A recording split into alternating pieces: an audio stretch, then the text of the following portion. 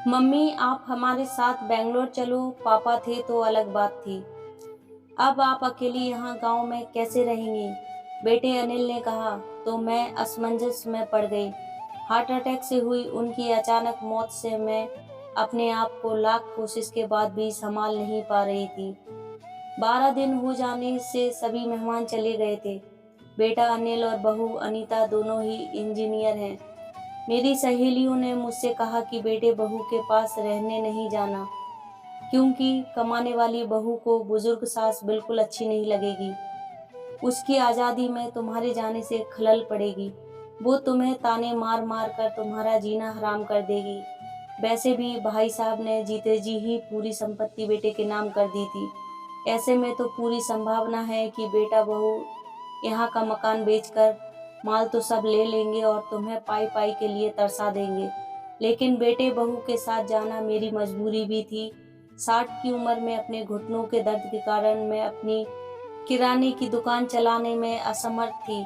12 दिन के कार्यक्रम का पूरा खर्चा बेटे ने ही किया, लेकिन छोटे मोटे खर्चे के लिए बेटे के आगे हाथ फैलाना मुझे ठीक नहीं लगा। और जो थोड़े बहुत पैसे हमने जमा कर रखे थे वे खर्च हो गए। अब हालात ये थे कि मेरे पास 100 रुपए भी नहीं थे।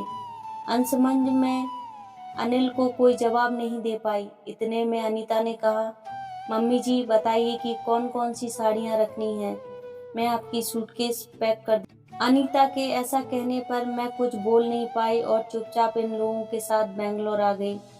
अनिल और अनीता दोनों ही मेरा पूरा पूरा ख्याल रखते। सभी साथ साथ ही में खाना खाते। अनीता मेरी पसंद के हिसाब से खाना बना देती।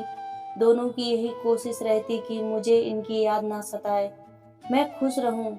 8 साल का पोता चिंटू तो दादी माँ कहकर मेरे आगे पीछे घूमते रहता। कोई भी चीज के लिए बोलती तो वो चीज मुझे बराबर ला कर दे देते। ये सब देखकर मेरे मन को बहुत शांति मिल रही थी। मैं सोचने लगी कि लोग बेवजह ही आजकल के बच्चों को बदनाम करते हैं कि वे लोग बुजुर्ग माँ बाप की कदर नहीं करते, खासकर यदि बहू कमाने वाली हो तो। आज सबने बाहर घूमने का कार्यक्रम बनाया। मॉल में घूमते घूमते अनिल और अनीता एक दुकान से कुछ खरीदने लगे। मैं और चिंटू थोड़ा आगे निकल गए आइसक्रीम की दुकान पर। चिंटू ने कहा, दादी माँ मुझे आइसक्रीम खानी है। मेरे ऊपर तो मानो बिजली गिर गई, क्योंकि मेरे पास तो पैसे थे ही नहीं। इतने दिनों में पैसों की कोई जरूरत महसूस ही नहीं हुई। अब क्या करूं? मेरा उतरा हुआ चेहरा देख कर चिंटू ने फिर कहा, दादी माँ प्लीज दे दीजिए ना। सॉरी बेटा, मैं अपना पर्स घर में ही भूल गई। मेरा ऐसे कहने पर चिंटू ने मेरी तरफ कुछ अजीब नजरों से देखा। उसे लगा कि आइसक्रीम ना दिलाना पड़े इसलिए मैं बहाना मार रही हूँ। लेकिन मैं कर भी क्या सकती थी? मुझे अपनी बेबसी पर रोना आने लगा। मैं कैसी दादी हूँ कि अपने पोते को आइसक्रीम भी नहीं दिला सकती। इनके जाने के बाद पहली बार मैं अपने आप को बहुत ही असहाय महसूस कर रही थी। हमने बाहर डिनर किया। अनीता ने मेरे पसंद की काजू करी ऑर्डर की थी, लेकिन मुझे उसमें भी स्वाद नहीं आ रहा था। घर आने पर थोड़ी देर सभी ने टीवी देखी। अनिल सोने चला गया और अनीता चिंटू के कमरे में गई ताकि मच्छर की टिकिया लगा दे, उसके ब्लैंकेट में आधी देकर सुला दे। मैं भी अपने कमरे में सोने जाने लगी। इतने में मुझे चिंटू की आवाज़ सुनाई दी, मम्मी दादी माँ बहुत ही कंजूस है, तू ऐसे कैसे बोल रहा है? हाँ मम्मी, आज मॉल में घूमते वक्त मैंने दादी माँ को आइसक्रीम दिलाने को कहा तो उन्होंने कहा कि वे अपना पर्स घर में ही भूल आई हैं। कितना अच्छा है ना मम्मी कि बाहर जाओ तो पर्स ही साथ में ना ले जाओ, तो कुछ खर्चा ही नहीं होगा। कंजूस दादी माँ। ये क्या है चिंटू, दादी माँ के लिए ऐसा बोलते वक्त तुम्हें जरा भी विचार नहीं आया? क्या तुम उनके दुख को समझ सकते हो कि वो फिलहाल कितने दुख में हैं? दादी माँ को क्या दुख है? बेटा अभी तक दादी माँ और दादाजी गांव में एक साथ रहते थे। अब अचानक दादाजी हम सबको छोड़कर चले गए। जिस व्यक्ति के साथ हम 24 घंटों रहते हैं, साथ में उठते बैठते हैं, साथ में खाना खाते हैं, अपना दुख सुख शेयर करते हैं, वो ही व्यक्ति अचानक हमसे दूर चला जाता है तो कितना दुख होता है ये अभी तुम नहीं समझ सकते। सोचो, अचानक तुम्हारे मम्मी पापा तुमसे बहुत दूर चले जाएं, इतनी दूर कि कभी वापस ना आए, तो क्या तुम्हें दुख नहीं होगा? नहीं मम्मी, मैं आप लोगों के बिना नहीं रह सकता। बेटा फिर सोचो, दादी माँ दादाजी के बिना कैसे रह रही होंगी। ऐसी स्थिति में यदि वो अपना पर्स घर में भूल गई तो तुमने उन्हें कंजूस तक कह दिया। तुम्हें तुम्हारे प्रति उनका प्यार नहीं दिखा।